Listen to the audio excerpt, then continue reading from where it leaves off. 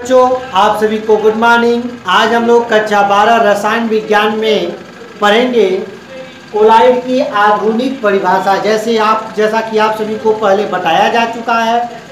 Thomas Graham ने बताया था कि जो पदार्थ चर्मपत्र झिल्ली को सुगमतापूर्वक पार करते हैं क्रिस्टलाभ कहलाते हैं। जो सुगमतापूर्वक पार नहीं करते हैं उसे कोलाइड कहते हैं, और जो पार करते नहीं है उसे निलंबन करते हैं। उसके बाद से बहुत से कई पदार्थ कभी कोलाइड और कभी क्रिस्टल जैसा व्यवहार दिखाते थे। एक नया परिभाषा आया। यह पदार्थ के कणों के आकार पर निर्भर किया था, और एक नई परिभाषा में बताया गया कोलाइड की परिभाषा। जिस पदार्थ के कणों का आकार 50 एंगस्ट्रॉम से बड़ा और 2000 एंगस्ट्रॉम से छोटा होगा, वह सभी कण जो होंगे कोलाइडी कण कहलाएंगे।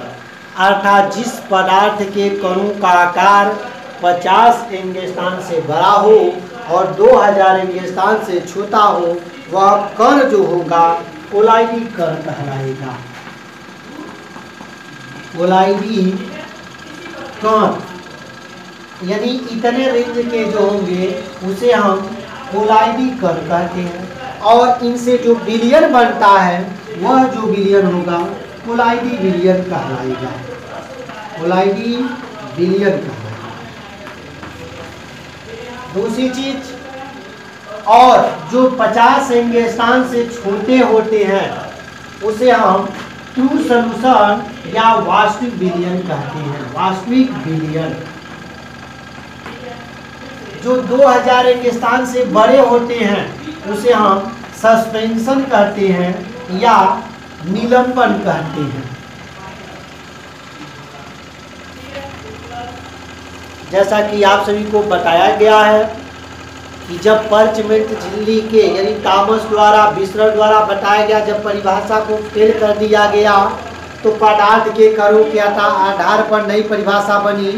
जिन पदार्थ के कणों का आकार 50 एंगस्ट्रॉम से 2000 एंगस्ट्रॉम के बीच होता है उस कणों को हम कोलाइडी कण कहते हैं। जो विलयन बनाते हैं कोलाइडी विलयन बनाएंगे।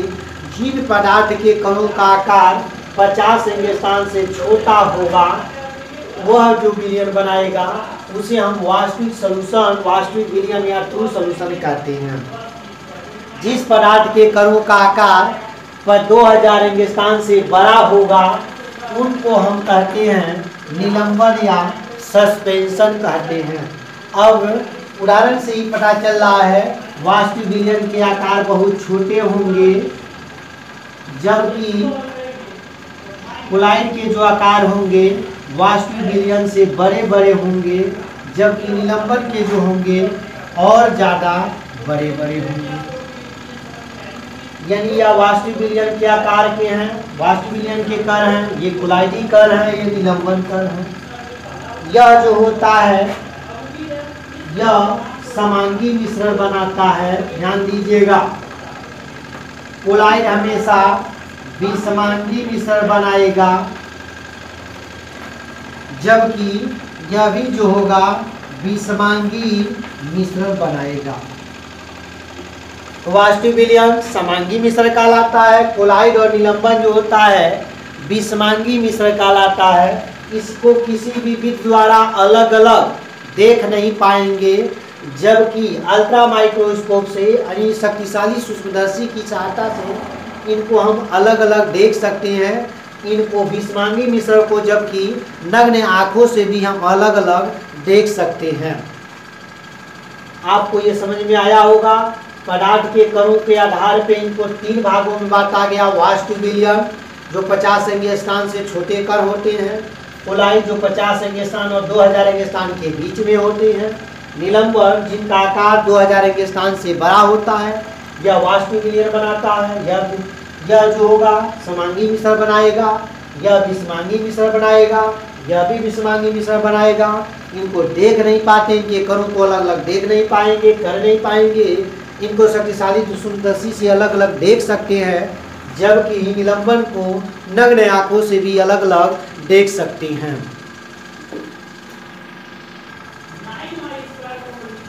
देख रहे हैं ग्रीन बोर्ड पे बनाया गया है यह वास्तु विलयन है। जो कणों का आकार बहुत छोटा है, 50 एंगस्ट्रॉम स्थान से छोटे कण हैं। कोलाइड बनाया गया है 50 एंगस्ट्रॉम स्थान से बड़े और 2000 एंगस्ट्रॉम स्थान से छोटे कणों का आकार है। सस्पेंशन यानी निलंबन बनाया गया है 50 एंगस्ट्रॉम स्थान से जो होता है, यानी इनके साइज जो होंगे 2000 एंगस्ट्रॉम स्थान से बड़े होते हैं। आगे हम देखेंगे जो साइज का आकार होगा 2000 एंगस्ट्रॉम स्थान से बड़ा होगा, 50 एंगस्ट्रॉम स्थान ये सबसे बड़ा, उससे छोटा होना चाहिए। देख रहे हैं कोलाइड विलयन जो होता है वास्तविक विलयन और निलंबन के बीच की एक अवस्था होती है जिसे हम कोलाइडल स्टेज या कोलाइडी अवस्था कहते हैं। उदाहरण के तौर पे बात करें, हम एक गिलास में अगर बालू लें और ये हमारा बालू है और इसी में हम पानी डाल दें, पानी भी है। जब बालू पानी को हिलाएंगे तो जब हिलाते हैं तो हिलाने पर बालू पानी का जो मिश्रण बनेगा अर्थात जो विलयन बनेगा, उस समय बाद नीचे बालू बैठना शुरू हो जाता है।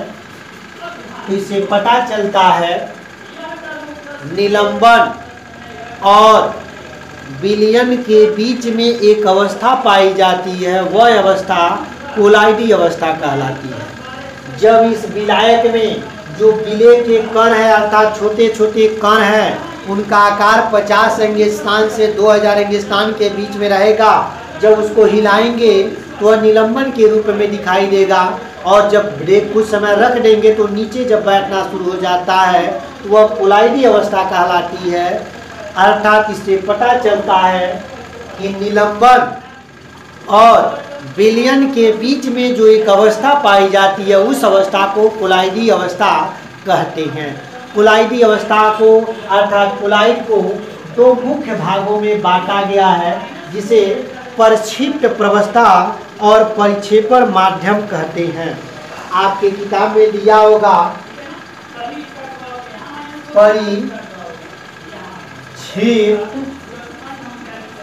प्रवस्था और दूसरा है परिक्षेपण माध्यम। परिक्षेपण माध्यम यहाँ जो विलायक होता है, परिक्षिप्त प्रवस्था जो होता है हमारा विलय है। माध्यम में ही परिक्षिप्त प्रवस्था के जो कण होते हैं परिक्षेपित होते हैं। समझिएगा इस बात को। जो कोलाइडी कण परिक्षेपण माध्यम में परिक्षिप्त हो जाते हैं, जिसमें वो विलय होंगे, वह हमारा जो माध्यम होगा परिक्षेपण माध्यम कहलाता है। कोलाइड को दो मुख्य वर्गों में बांटा गया है। पहला है परिक्षेपण माध्यम, दूसरा है परिक्षिप्त प्रवस्था, जो आपको बताया जा चुका है। परिक्षेपण माध्यम को डिस्पर्सन मीडियम तथा परिक्षिप्त प्रवस्था को डिस्पर्सन फेज भी कहते हैं। समझिएगा इस बात को। डिस्पर्सन मीडियम, डिस्पर्सन फेज, यह कोलाइड को दो मुख्य वर्गों में बांटता है। परिक्षेपण माध्यम किसे कहते हैं? जिस माध्यम में परिक्षिप्त अवस्था बनता है उसे परिक्षेपण माध्यम कहते हैं। जो अवस्था बनता है उसे परिक्षिप्त प्रवस्था कहते हैं। एक बार और समझिएगा। जिस माध्यम में परिक्षिप्त पदार्थ के कोलाइडी कण जो अवस्था बनाते हैं वह अवस्था परिक्षिप्त प्रवस्था कहलाती है, और जिस अवस्था में जिस माध्यम में ये क्रिया होती है वह माध्यम परिक्षेपण माध्यम कहलाता है। उदाहरण के माध्यम से हम समझाते हैं। एक कंटेनर में ये पानी भरा हुआ है,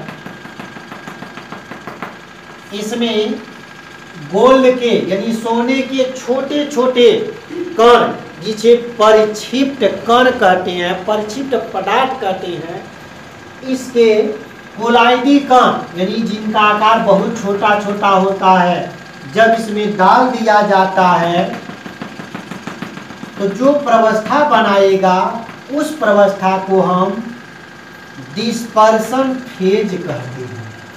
और जिस माध्यम में ये बना है अर्थात जल, उसे हम डिस्पर्सन मीडियम कहते हैं। एक बार और समझिएगा, कोलाइडी कण जिस माध्यम में प्रक्षिप्त प्रवस्था बनाते हैं वह माध्यम परिक्षेपर माध्यम कहलाएगा, और माध्यम में जो अवस्था बनती है उसको हम प्रक्षिप्त प्रवस्था कहते हैं। प्रक्षिप्त प्रवस्था और परिक्षेपर माध्यम जो बनता है हमेशा प्रक्षिप्त पदार्थ के कोलाइडी कणों से ही बनता है। कोलाइडी कण नहीं डाला जाएगा तो प्रक्षिप्त प्रवस्था नहीं बनेगा, अर्थात परिक्षेपर माध्यम भी रहेगा तब भी प्रक्षिप्त प्रवस्था हमारा नहीं बनेगा। आज के लिए बस इतना ही, शेष हम लोग नेक्स्ट वीडियो में बात करेंगे। तब तक के लिए आप सभी को धन्यवाद।